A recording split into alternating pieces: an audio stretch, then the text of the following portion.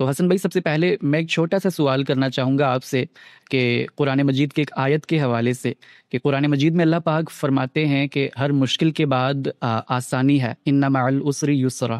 تو اسی آیت کو بطور فلسفہ یہاں پر ہمارے یہاں لیا جاتا ہے، اور یہ کہا جاتا ہے کہ دنیا میں جب کبھی بھی کوئی مشکل آئے گی، کوئی پریشانی آئے گی تو اس کے بعد آسانیاں ہی ہوں گی۔ گویا کہ اللہ پاک نے قرآن پاک میں یہ ہمارے ساتھ وعدہ کیا ہے۔ تو میں اس آیت کے حوالے سے آپ سے جاننا چاہوں گا کہ آپ کی نظر میں کیا قرآن پاک میں یہ بات ایک آفاقی قاعدے کے طور پر بیان کی گئی ہے کہ ہر مشکل کے بعد آسانی ہے، تسلی رکھو؟ جی بہت شکریہ۔ ہمارے ہاں یہ ایک بڑا علمی خلط مبحث ہے جو پیدا کیا جاتا ہے بالعموم قرآن مجید کی یا رسالت محمد صلی اللہ علیہ وسلم کے ارشادات میں سے بعض چیزوں کو اٹھا کر اس کو ایک عالمی فلسفہ اور عالمی نظریے کے طور پر پیش کیا جاتا ہے، اور اس کے پس منظر میں ایک شعوری کوشش بھی ہوتی ہے، وہ یہ کہ جس کتاب کو ہم مانتے ہیں، جس مذہب کے ہم پیروکار ہیں، جس کے نظریات کو لے کے سوسائٹی میں نکلتے ہیں، اس کے دعووں اور اس کے کلیمز میں کچھ ایسی آفاقی یا یونیورسل فیکٹ بیان ہونے چاہیے ہیں جو لوگوں کو متوجہ کر سکے۔ جب بھی آپ کسی فلسفے کو لوگوں سے متعلق کرتے ہیں، دعوت کا نیریٹو بناتے ہیں، تو بالعموم انسانی شعور اس طرف جاتا ہے کہ وہ ان کے اندر ایک میگا نیریٹو دریافت کر سکے، کیونکہ کبھی بھی آپ کسی چیز کو اس کے اطلاق میں جب ڈھال کر لوگوں کے سامنے بیان کرتے ہیں، اپلیکیشن کے اندر وہ آ جاتا ہے، تو عمومی طور پہ سننے میں محسوس ہوتا ہے کہ یہ بڑی کوئی وقتی نوعیت کی بات ہے، بڑی کوئی ہسٹورک نوعیت کی بات ہے، اس کے اندر کوئی بہت بڑا فلسفہ، کوئی دور رس نتائج، کوئی آفاقی امکانات نہیں پائے جاتے۔ تو ایک پورا کا پورا نقطہ نظر ہے بر صغیر میں وہ سامنے آیا، اور اس میں قرآن مجید کے اندر اس طرح کے جو دعوے ہیں ان کی ایک توسیع پسندانہ مفہوم برآمد کیا گیا، یعنی ہر بات جو قرآن میں بیان ہوئی ہے، حدیث میں بیان ہوئی ہے، اس کو وسیع کیا جائے، اس کے دور رس نتائج، اثرات و ثمرات نکالے جائیں، اور پھر اس سے آگے بڑھ کر یہاں تک ہو گیا کہ قرآن مجید کی باتوں کے اندر سے سائنس برآمد کرنی شروع کر دی گئی، کہیں کوئی بگ بینگ برآمد کر رہا ہے، کہیں کوئی ایٹم بم برآمد کر رہا ہے، اور مقصود کیا ہے؟ مقصود یہ ہے کہ جس مذہب اور نظریے کو ہم مانتے ہیں اس کی ریلیونس دنیا کے ساتھ ثابت کریں، اور اس کی جو یونیورسل ٹروتھ اور سچائی ہے اس کو موضوع بنا کر لوگوں کو مخاطب کریں کہ دیکھو یہ جو بات میری کتاب بیان کرتی ہے یہ دیکھو خارج میں بھی پائی جاتی ہے۔ تو اسی پس منظر میں یہ کام ہوتا ہے کہ ہم بالعموم قرآن مجید کی آیات کو اٹھاتے ہیں، ان کا لفظی ترجمہ کرتے ہیں، اور اس سے پورا کا پورا فلسفہ برآمد کر لیتے ہیں۔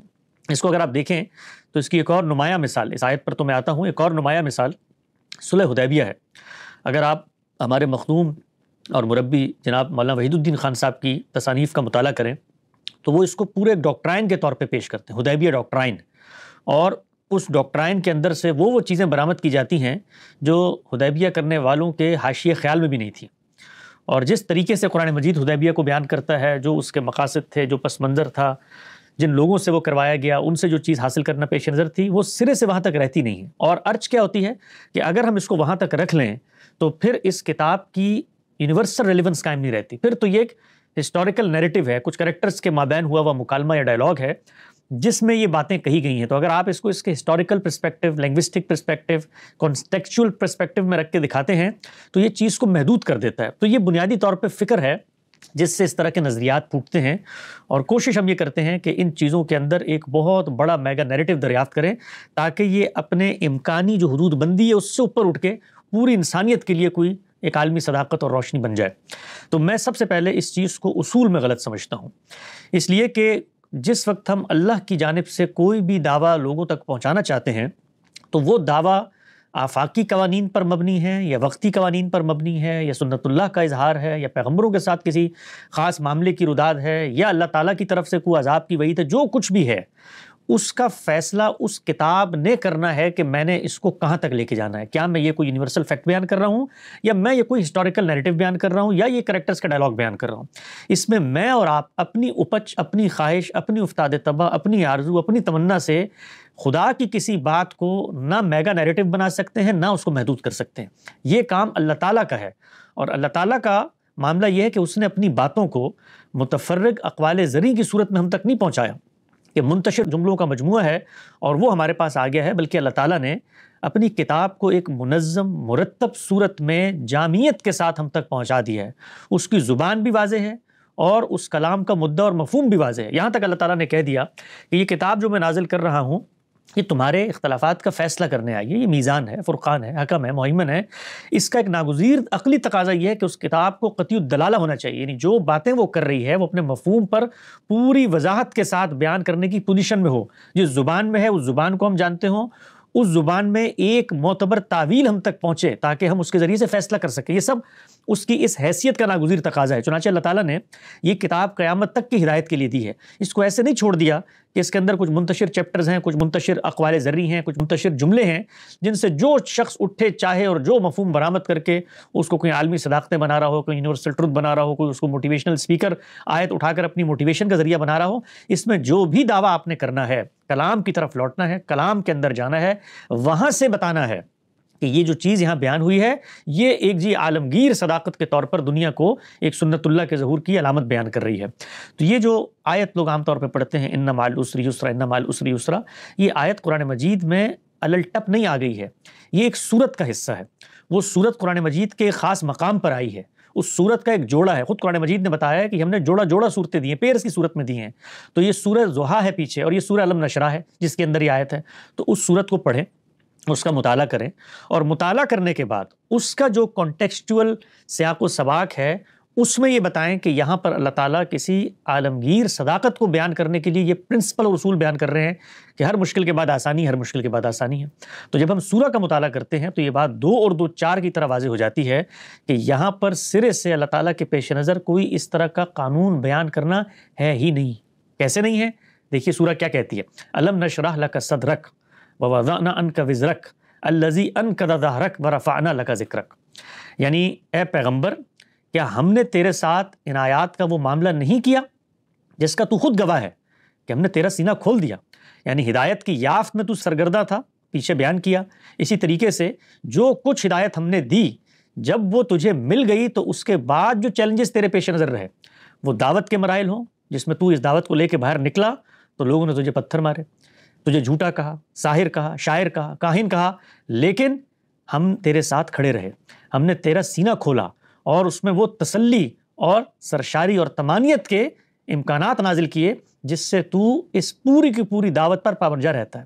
تو کیا فرمایا، الم نشرح لک صدرک ووضعنا عنک وزرک الذی انقض ظہرک، یعنی وہ جس کا بوجھ تیری کمر کو توڑے دے رہا تھا، لیکن ہم نے کیا کیا، ورفعنا لک ذکرک، ہم نے یہ بتا دیا کہ تو کوئی عام آدمی نہیں ہے، اور یہ دنیا کوئی کھلنڈرے کا کھیل نہیں ہے، یہ کوئی بیرائی کا گلہ نہیں ہے، یہ کوئی رام کی لیلا نہیں ہے، بلکہ ایک جبار اور قہار خالق کی اسکیم کے تحت اس نے تجھے بھیجا ہے۔ تو اب اس دنیا کے اندر کیا ہوگا، تیرا ذکر ہم نے بلند کیا، تو اکیلا تھا، تنہا تھا، تو نکلا خدا کی اس دعوت کو لے کر، تو کیا ہوا، قریش کے ان سرداروں کے دل پلٹنا شروع ہو گئے۔ تو ہم ہیں جو رفع ذکر کا بندوبست کرتے ہیں، تو پریشان نہیں ہونا، غم نہیں کھانا، ہمیں پتہ ہے تیرے دل میں لوگوں کو خدا کی دعوت کی طرف بلانے کا جو غم ہے یہ تجھے مارے دیتا ہے۔ خود قرآن مجید نے بتایا دوسری جگہ کے اوپر کہ یہ کام مت کریں کہ آپ اپنے آپ کو اتنا غمگین کر رہے ہیں کہ آپ اپنے آپ کو ہلاکت میں ڈال لیں، اللہ کا باخع نفسہ کا، یعنی تجھے اتنا غمگین کرتی ہے یہ بات کہ لوگ اب دعوت نہیں قبول کر رہے تو جہنم کی طرف جا رہے ہیں، اور تو اس غمخاری میں اپنے آپ کو اس طرف دھکیل دیتا ہے کہ کہیں ہلاکت نہ ہو جائے۔ تو ہم تجھے تسلی دیتے ہیں، تجھے اطمینان دلاتے ہیں کہ ایسا کچھ نہیں ہوگا۔ ان چیزوں کے بعد، دعوت کی ان آزمائشوں کے بعد، خدا کی ان عنایتوں کی بشارت کے بعد، اللہ تعالیٰ نے وہاں پر کیا ایک پیشن گوئی عنایت فرمائی ہے۔ یہ پیشن گوئی ہے جو ان مع العسر یسرا کی صورت میں یہاں پر زیر بحث آئی ہے۔ تو کیا فرمایا، یہ سب کچھ ہو رہا ہے، غم نہ کرو اے پیغمبر، ان مع العسر یسرا فان مع العسر یسرا۔ یہ جو پریشانی تجھے اس وقت آئی ہے، یہ والی، یہ جو پریشانی، یہ کیسے میں نے ترجمہ کیا، یہ جو پریشانی آئی ہے یہ میں آگے بتاتا ہوں۔ یہ جو پریشانی آئی ہے جس کا ذکر ہم نے پیچھے کیا ہے، اس پریشانی کے بعد، اس تنگی کے بعد تیرے لیے آسانی ہے، تیرے لیے راحت ہے، تیرے لیے رفع ذکر ہے۔ آپ یہ دیکھیے کہ یہی پیشن گوئیاں ہیں جو یہاں اجمال سے بیان ہوئی ہیں، باقی جگہوں پہ اللہ تعالیٰ نے اس کو کھول دیا ہے۔ آپ سورہ نصر کے اندر دیکھیں کیا فرمایا، اذا جاء نصر اللہ والفتح ورأيت الناس يدخلون في دين الله افواجا فسبح بحمد ربك واستغفر انه كان توابا۔ فکر نہ کرو، یہی مکہ ہے جس کی گلیوں میں تمہیں دھتکارا جاتا ہے، یہیں پر تم دیکھو گے کہ کیسے جوک در جوک لوگ اس میں شامل ہوں گے۔ پھر اس کو دوسری جگہ پر بیان کیا کہ غم نہ کھاؤ، یہی سرزمین ہے کہ جہاں پر ہم تمہیں اقتدار دیں گے، لَيَسْتَخْلِفَنَّهُمْ فِي الْأَرْضِ۔ خود روایتوں میں آتا ہے کہ صحابہ کرام جب رسول اللہ صلی اللہ علیہ وسلم کے پاس جاتے تھے اور یہ بتاتے تھے کہ دیکھیے ہم پر کس طرح ظلم کیا جا رہا ہے، کیسا جبر، تسلط اور بربریت ہے، تو آپ ان کے لیے بد دعا کریں. تو اللہ کے پیغمبر نے کیا فرمایا؟ اللہ نے کہا اللہ کے پیغمبر نے فرمایا تم سے پہلے ایسی قومیں آئی تھیں جو حق کی بات کرتی تھیں تو ان کو آگ میں دہکتے ہوئے کڑے پہنا دیے جاتے تھے جو گوشت کی بوٹیوں کو چیر کر ہڈیوں تک چلے جاتے تھے, اس کا گودا نکل جاتا تھا. ایسے مظالم ہوئے اس دنیا میں حق کی بات کرنے والوں کے ساتھ, تو تم ابھی سے گھبرا گئے, ابھی سے پریشان ہو گئے. یاد رکھو یہ حضر الموت اور سنا کے شہروں سے لوگ نکلیں گے سونا لے کر, اور کوئی ہاتھ لگانے والا نہیں ہوگا. ایسی آسودگی تمہاری منتظر ہے, ایسی راہ تمہارے لیے آ رہی ہے. یہ اللہ کے پیغمبر کو اللہ تعالیٰ رویا کی صورت میں وہ تمام کی تمام پیشن گوئیاں مجسم کرتے ہوئے دکھاتے تھے.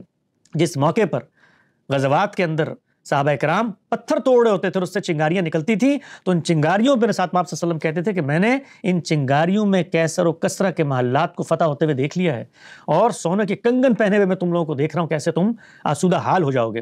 تو یہ تمام کی تمام پیشن گوئیاں ہیں جو قرآن مجید نے پیغمبر کے باب میں بیان کی ہیں, کہ جس کے ساتھ نصرت الہی کا ایک خاص قانون ہوتا ہے, اور یہ سنت اللہ کا ظہور ہوتا ہے کہ پیغمبر کو بھیجنے کے بعد اللہ تعالیٰ دنیا کے اندر فیصلہ کرتے ہیں, اور پیغمبر کی طرف جب کوئی ہاتھ پڑتا ہے تو خود پیغمبر کہتا ہے کہ میں لوگوں سے اللہ کی پناہ میں ہوں, اللہ عاصمک من الناس, اللہ مجھے بچا لے گا.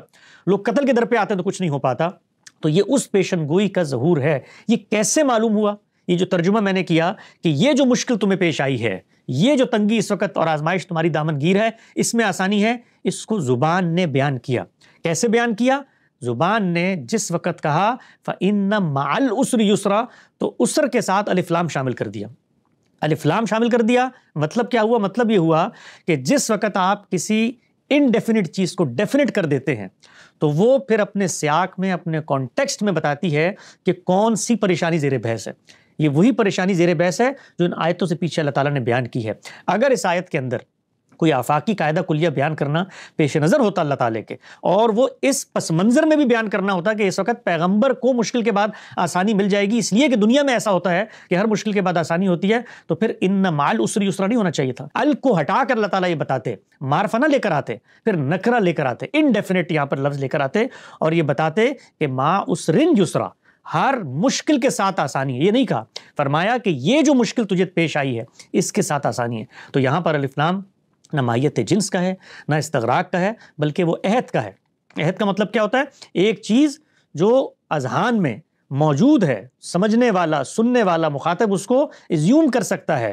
آپ دیکھیے پیچھے مخاطب کو گفتگو کر کے کہا الم نشرح لک صدرک, تیرا سینہ کھول دیا, اور پھر آگے فرمایا ان مع العسر یسرا, یہ جو تجھے پریشانیاں آ رہی ہیں اس وقت اس کے بعد آسانی ہے, اور تاکید سے فرما دیا 2 دفعہ, اس لیے کہ اللہ تعالیٰ اس چیز کو محکم کرنا چاہتے تھے کہ ایسا نہیں ہے کہ ہم تمہارا ہاتھ چھوڑ دیں گے.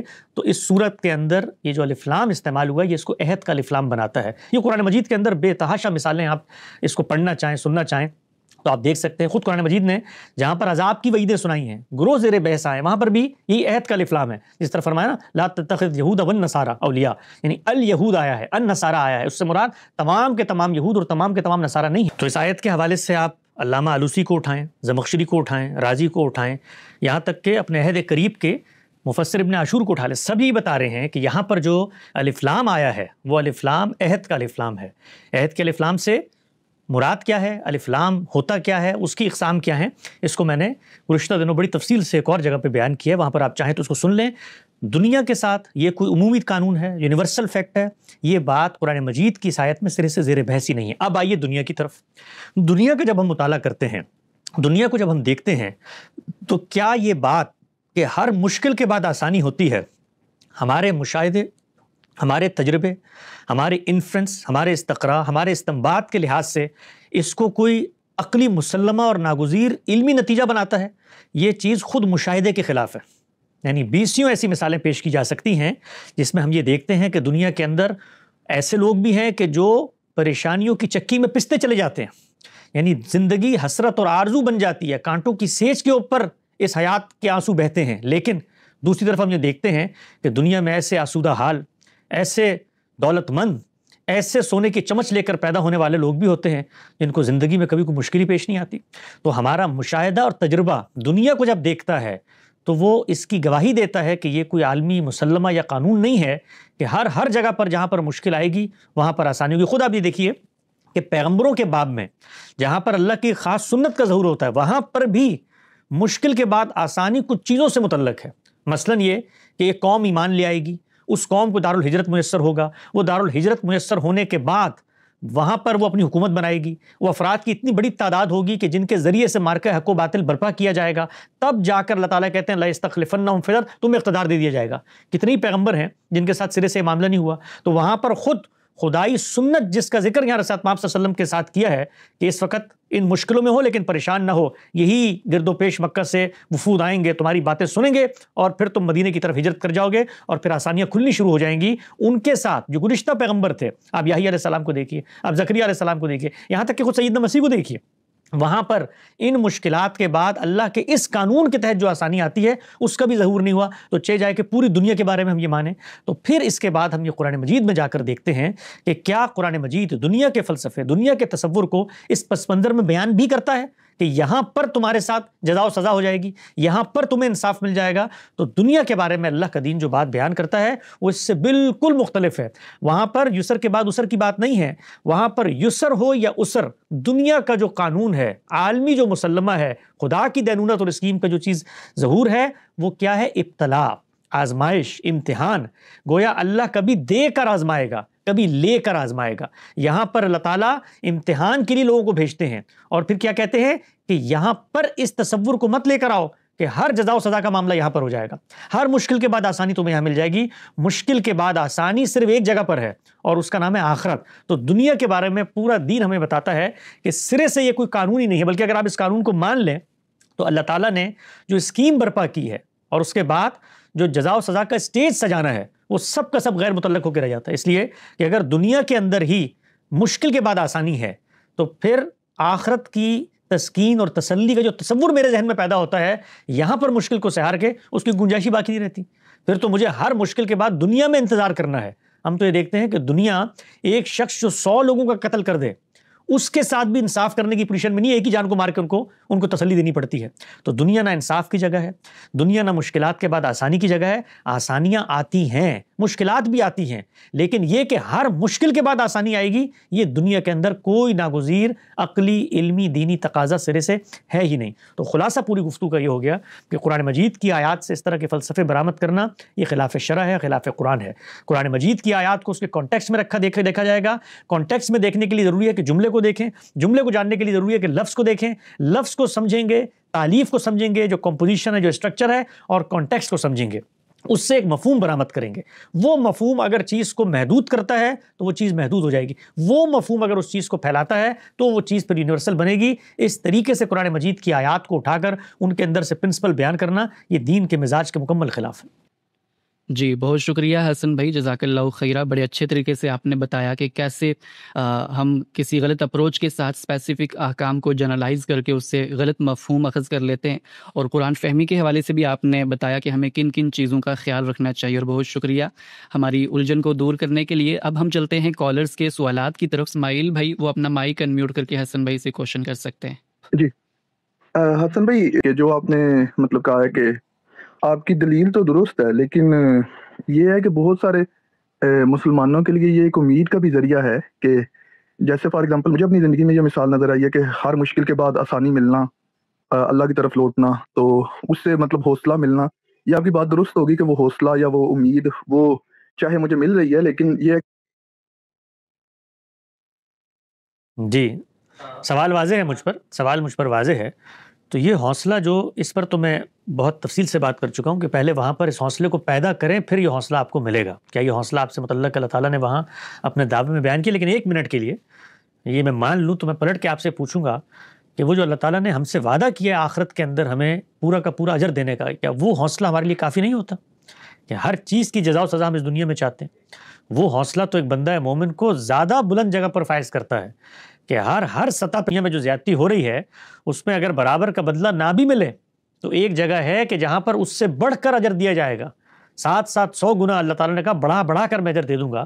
تو وہ حوصلہ تو زیادہ تسکین، زیادہ طمانینت، زیادہ سرشاری، زیادہ اطمینان اور زیادہ تقرب اللہ کا باعث بنتا ہے کہ دنیا میں اگر نتیجہ توقعات کے برخلاف بھی نکلتا ہے تو آخرت تو باہر کیف موجود ہے نا۔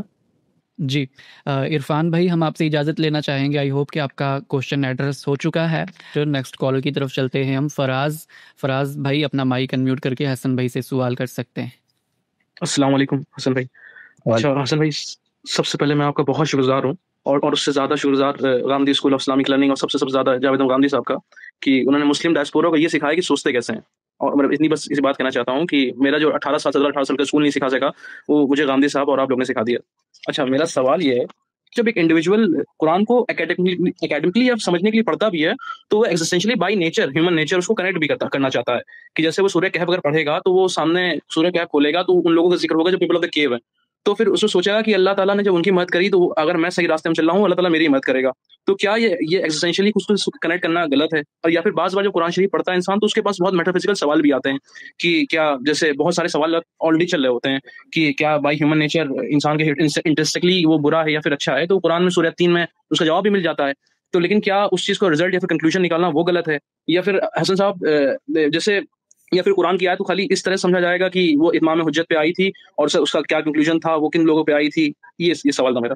اس سوال کا جواب یہ ہے کہ جس وقت ہم کسی کتاب کو پڑھتے ہیں تو پہلے یہ طے کرتے ہیں کہ ہم اس کتاب کو کیوں پڑھ رہے ہیں. مثال کے طور پر میں ایک تاریخ کی کتاب پڑھنے جاتا ہوں، تو وہاں پر میرے پیش نظر یہ ہوتا ہے کہ میں کسی خاص عہد کے حوالے میں جو معلومات پیش نظر ہے اس کو جان لوں. یا میں سائنس کو پڑھنا چاہتا ہوں تو میں دنیا کے قوانین کو جاننا چاہتا ہوں. قرآن مجید آپ کیوں پڑھنے گئے ہیں؟ پہلے اس سوال کا جواب خود سے تلاش کریں. ہم اس لیے قرآن مجید پڑھنے گئے ہیں کہ ہمیں یہ بتایا گیا ہے کہ اللہ تعالیٰ نے اس کتاب میں ہمیں ہماری زندگی میں جینے کا مقصد بیان کیا ہے، اور وہ مقصد پیغمبر کے ذریعے سے ملا ہے، اور پیغمبر کی یہ رداد ہے جو اس کتاب میں ثبت کر دی گئی ہے. اب اس پیغمبر کی رداد میں مجھ سے کیا چیز متعلق ہوتی ہے، یہ اس کتاب نے بتانا ہے. اگر تو یہ کام میں نے خود کرنا ہے تو پھر کتاب پڑھنے کی زحمت ہی ہم نے کیوں اٹھائی؟ تو میں تو اور بھی 10 طریقے سے یہ کام کر سکتا تھا. دنیا کے اندر اتنے فلسفے ہیں، الہاد کا فلسفہ ہے، وہ ان سارے سوالوں کا جواب دیتا ہے. میں ان کو کیوں نہیں مانتا؟ اس لیے کہ میرا اس بات پر اعتماد ہو گیا ہے کہ جس نے کائنات بنائی ہے اس نے اپنا پیغام پیغمبروں کی وساطت سے بھیج دیا ہے. تو اب مجھے کرنا کیا ہے؟ سب سے پہلے ذہن کو خالی کرنا ہے. خالی کرنے کے بعد کتاب کی طرف جانا ہے اور کتاب سے پوچھنا ہے کہ وہ مجھے بتائے کہ میں نے آج اپنی زندگی میں اگر کتاب کو ماننا ہے تو اس کے دلائل کیا ہیں، زندگی کی مشکلات میں کیا رویہ اختیار کرنا ہے اس کے دلائل کیا ہیں. یہ سب کتاب نے بتانا ہے.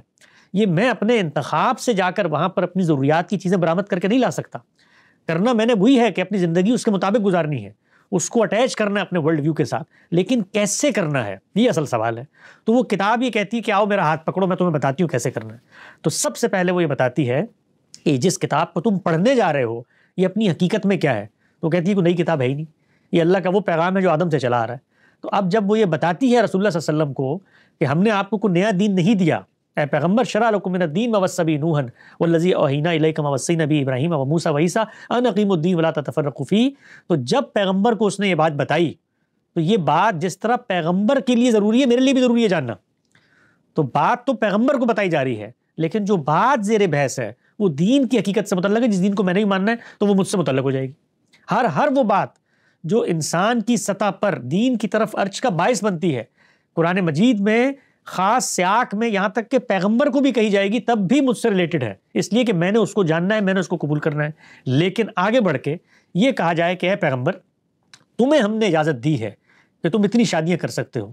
تو اب آپ اور میں جب قرآن کو پڑھیں گے تو کیا ہم یہ تصور کبھی ذہن میں لا سکتے ہیں کہ قرآن تو ہماری بھی ہدایت کے لیے ہے نا؟ تو پیغمبر کو جب یہ کہا گیا کہ تم نے اتنی شادیاں کرنی ہیں تو ہم بھی اتنی شادیاں کریں گے. کیوں نہیں آئے گا؟ اس لیے نہیں آئے گا کہ وہ پڑھتے ہوئے مجھے معلوم ہو رہا ہے کہ پیغمبر کو بھی شادیاں کسی خاص مقصد کے تحت کروائی جا رہی ہیں. اس کو پڑھتے ہوئے مجھے معلوم ہو رہا ہے کہ پیغمبر سے تہجد کی فرضیت کی بات کی جا رہی ہے. اس کو پڑھتے ہوئے مجھے معلوم ہو رہا ہے کہ ان اللہ اصطفیٰ آدم و نوحا و آل ابراہیم و آل عمران علی العالمین، کہ قوموں کے انتخاب میں خدا کی کچھ خاص سنتیں ہوتی ہیں. اس کو پڑھتے ہوئے معلوم ہو رہا ہے کہ جو رسول کے مخاطبین ہیں ان کا صفایا کر دیا جائے گا. تو یہ وہ کتاب بتاتی ہے کہ کیا چیز ہے جو کوئی یونیورسل فیکٹ ہے، کیا چیز ہے جو غیب کی خبر ہے، کیا چیز ہے جو قیامت تک کی پیشن گوئی ہے، کیا چیز ہے جس پر میں نے عمل درآمد کرنا ہے، اور کیا چیز ہے جو پیغمبر کے مشن کے ساتھ خاص ہے. اس کا انتخاب میں اور آپ اپنے ذوق رجحان سے نہیں کر سکتے، کتاب سے کرنا پڑے گا. تو آپ کتاب کو پڑھیں. کتاب میں تو وہ مدینہ کے لوگوں کو بتا رہی ہے کہ یا ایھا الناس اعبدوا ربکم الذی خلقکم، ان کو بتا رہی ہے، لیکن جس کانٹیکسٹ میں بتا رہی ہے وہ خدا کی عبادت کا کانٹیکسٹ ہے. تو عبادت تو میں نے بھی کرنی ہے، تو مجھ سے متعلق ہو جائے گی. تو دنیا کی ہر ہدایت اگر آپ غور کریں، اپنے بچے سے یا اپنے چھوٹے بھائی سے کبھی گفتگو کریں اور اس گفتگو کو لکھ لیں، اور لکھنے کے بعد ڈیکوڈ کر کے دیکھیں کہ کتنی چیزیں ہیں جو اس گفتگو کے اندر اگرچہ اطلاقی ہے لیکن اپنے اندر ایک عالمگیریت اور عموم رکھتی ہے. میں اپنے بچے کو ڈانٹتا ہوں کہ دیکھو یہ جو تم نے پڑوس کے ساتھ بدتمیزی کی ہے نا، یہ تمہیں کبھی زندگی میں کامیاب نہیں کر سکی. تو اب مخاطب متعین ہے لیکن جو گفتگو میں نے اس میں بیان کی وہ میرے نقطہ نظر کے مطابق عالمگیر سچائی ہے. تو اس طریقے سے جب آپ قرآن کو پڑھتے ہیں تو ہر ہدایت کو دیکھا جاتا ہے کہ اس کے اندر کیا چیز زیر بحث ہے. مثال کے طور پہ پیغمبر صلی اللہ علیہ وسلم کے بارے میں یہ کہا قرآن مجید نے کہ آپ کی مجلس میں جا کر اگر تخلیہ میں بات کرنے کی خواہش پیدا ہوتی ہے صدقہ کرو پہلے. تو آپ اس آیت کو پڑھ کے کوئی سبق لیتے ہیں اس آیت سے؟ نہیں لیتے، اس لیے کہ آپ کو پتہ ہے کہ ایک خاص صورتحال تھی، پیغمبر کو اس طرح سے اذیت پہنچائی جاتی تھی، اللہ نے ایک پابندی عائد کر دی تاکہ کسی کا جینون مسئلہ ہے تو صدقہ کر کے جائے، تو لوگ پیچھے ہٹ گئے. تو وہاں ہمارا ذہن ہی نہیں جاتا کہ ہم نے اس کو آفاقی قاعدہ بیان کرنا. جی بہت شکریہ حسن